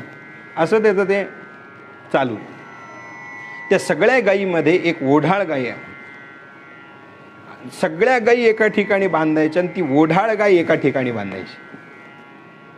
आणि असं नित्याचा क्रम. पावसाळ्याचे दिवस होते. सगळे संध्याकाळी सगळे गुरंढोरं गोठ्यामध्ये आणले, सगळे गुरंढोरं बांधले, पण एक गाय बांधायला त्याला जागाच पुरेना. कारण की तिची जी रोजची जागा होती तिथे पत्तर थोडंसं काही फुटलेलं असेल, तिथून थेंब थेंब पाणी गळत होतं. आता त्याने विचार केला, आता संध्याकाळची वेळ, आता हिला कुठं बांधावं, वेगळी कुठं जागा शोधावं. मी इकडे तिकडे शोधत असताना जी ओढाळ गाय होती त्या ओढाळ गायीच्या जवळ जागा त्याला दिसली. आणि त्या ओढाळ गायीच्या तिथे त्या चांगल्या गायीला त्यानं एका रात्रीसाठी म्हणून बांधलं. त्याने विचार केला, उद्या सकाळी पुन्हा याची काहीतरी वेगळी व्यवस्था करूयात, पत्तर वगैरे बदलूयात. म्हणून महाराज त्या गायीजवळ बांधलं. आता त्या दोघी एकत्र आल्यात आणि त्या दोघी एकत्र आल्यानंतर त्यांच्या गप्पा सुरू झाल्या त्यांच्या भाषेमध्ये. ती ओढाळ गाय म्हणायला लागली, काय ग म्हणे, तूही मी जे खाते तीच खातेस, मी जेवढे चरायला जाते तेवढाच वेळ तू पण चरतेस, सगळंच तुझं माझं सारखंच आहे, तुझं वय माझं वय जवळजवळ सारखंच आहे, आणि मी अशी एकदम आठ्यागट्ट्यान, तू अशी उद्बत्ती पैलवान कसं काय. ती चांगली गाय जी होती तिनं विचार केला, अरे हो, ही एकदम गुबगुबीत आहे आणि मी अशी कशी आहे, असा ती विचार करत बसली. तिने सांगितलं, त्याचं कारण असं आहे म्हणे, तू काय करतेस. ओढाळ गाय म्हणायला लागली, तू ग बांधानच चरतेस. नुसतं बांधानं चरून उपयोग नाही, तर चांगलं शेतामध्ये जाऊन धान खावं लागतं, तेव्हा ती अशी तब्येत होते. असं बांधानं चरून काही होत नाही. आता जी चांगली गाय होती ती तिला म्हणायला लागली, अगं असं करू नये, आपण बांधानेच चरत जावं. ते जे धान्य आहे, ते जे ते आपल्या मालकासाठी असतं, त्याच्यातून धान्य निघाल्यानंतर ते कडबा पुन्हा आपल्यालाच खायला मिळतो. ते सगळं बिचारी सगळं चांगलं चांगलं सांगते, पण ती जी ओढाळ गाय होते ना, तिने सांगितलं असं वागून नाही होणार तुझी तब्येत अशी, तुला माझ्यासारखंच वागावं लागलं. तिने रात्रीतून बोलून बोलून महाराज तिला तयार केलं, आणि तिला तयार केल्यानंतर दुसऱ्या दिवशी सगळे जनावरं सोडले, आणि महाराज ते सगळे चालत असताना ती ओढाळ गाय म्हणायला लागली त्या चांगल्या गायीला, अगं चल, मी सांगते चल, काही होत नाही. ती आता ती घाबरायला लागली. तिला सांगितलं अगं नको, आपल्याला मार बसेल, आपण ते खाऊ नये धान. तिला सांगितलं चल, काही होत नाही. महाराज गोडगोड बोलून त्या ओढाळ गायीनं त्या चांगल्या गायीला धानामध्ये नेलं, आणि मस्त ती धान खाऊ लागली. आता त्या चांगल्या गायीला फार बरं वाटलं, काय सुंदर हिरवं हिरवं खायला मिळतं आपल्याला. ती ज्याच्या शेतामध्ये गेली होती तो त्या शेतकऱ्याने पाहिलं, आणि शेतकरी तिकडून एक लांबलचक महाराज काठी घेऊन आला. आता शेतकरी येतो आहे हे त्या ओढाळ गायीला दिसलं.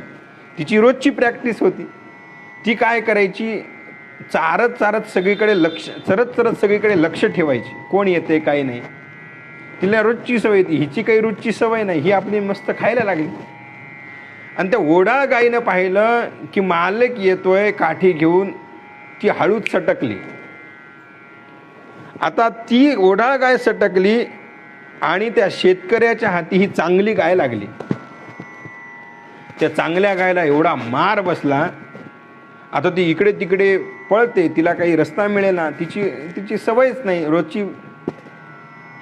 कसा तरी मार्ग काढला, ती बाहेर आली. त्या शेतकऱ्यानं महाराज त्या गुराख्याला नको नको ते बोलला, आणि त्या गुराख्याला शेतकरी बोलल्यामुळं त्यालाही राग आला, आणि त्या गुराख्यानं पुन्हा त्या गायीला 2 टप्पू दिले. आणि तो गुराखी म्हणायला लागला, अरे आता तूही अशीच ओढाळ झालीस त्या गायीसारखी. म्हणून त्या गुराख्यानं काय केलं, एक मोठं लोढणं घेतलं आणि त्या गायीच्या गळ्यामध्ये बांधलं. माझा दृष्टांत संपला. या दृष्टांतातून मला काय सांगायचंय, एक रात्र प्रसंगेनं काष्ठघंटा दिने दिने, ठीक नाही, एका रात्रीच्या ओढाळ गायीच्या संगतीमुळे काष्ठघंटा दिने दिने त्या चांगल्या गायीच्या गळ्यामध्ये आयुष्यभरासाठी लोढणं पडलं. हा जो परिणाम आहे, हा परिणाम संगतीचा आहे. म्हणून माणसानं नेहमी संगती करत असताना चांगल्याचीच करावी, ठीक नाही. अनेक प्रमाणं याच्यावरती देता येतील, पण असो फार काही वेळ घेत नाही. म्हणून संत समागमी धरावी आवडी, करावी तातडी परमार्थी, परमार्थाची तातडी केली पाहिजे. ज्ञानेश्वर माऊलीनं सुद्धा आपल्याला सांगितलं, झडझडोनी वहिलानी ये भक्तीची वाटेला, ठीक नाही. आणि हे सगळं करत असताना शेवटच्या चरणामध्ये तुकाराम महाराजांनी आपल्याला सांगितलंय, तुका म्हणे इहलोकीच्या व्यवहारे, नका डोळे धुरे भरून राहो. या इहलोकीच्या व्यवहारामध्ये डोळे बंद करून तुम्ही राहू नका, सावध व्हा आणि प्रत्येक क्षणाक्षणाचा विचार करा. या भवनदीतून तरुण जा, अशा पद्धतीचा तुकाराम महाराजानं या अभंगातून आपल्याला उपदेश केलेला आहे. वास्तविक माझा फार काही अभ्यास नाही, तरीसुद्धा काहीतरी सेवा करण्याचा प्रयत्न केला. ही जी काही वाङ्मयीन सेवा आजच्या या हरिदिनीच्या दिवशी घडली, ही वाङ्मयीन सेवा पंढरीश पांडुरंगाच्या चरणी, सद्गुरुनाथाच्या चरणी समर्पित करून सेवेला पूर्णविराम. अजून एक महत्त्वाची गोष्ट अशी आहे, ती म्हणजे हा जो अनुभव आहे हा माझ्यासाठी पहिल्यांदाच आहे. काय असतं, भागवत सांगत असताना, प्रवचन सांगत असताना, कीर्तन करत असताना अनेक श्रोते समोर असतात, आणि श्रोत्यासमोर बोलणं वेगळं आणि एकही श्रोतासमोर नाही. आपण आपल्या छायाचित्राकडे पाहून बोलणं, त्याच्यामध्ये फार वेगळं हे आहे, एक वेगळा अनुभव आहे. याची कधी सवय नव्हती, पण आता ही सवय करून घ्यावी लागेल. एक अनेक दिवस झालं ही सेवा कधीच घडली नव्हती, काहीतरी हरवल्यासारखं वाटायचं. पण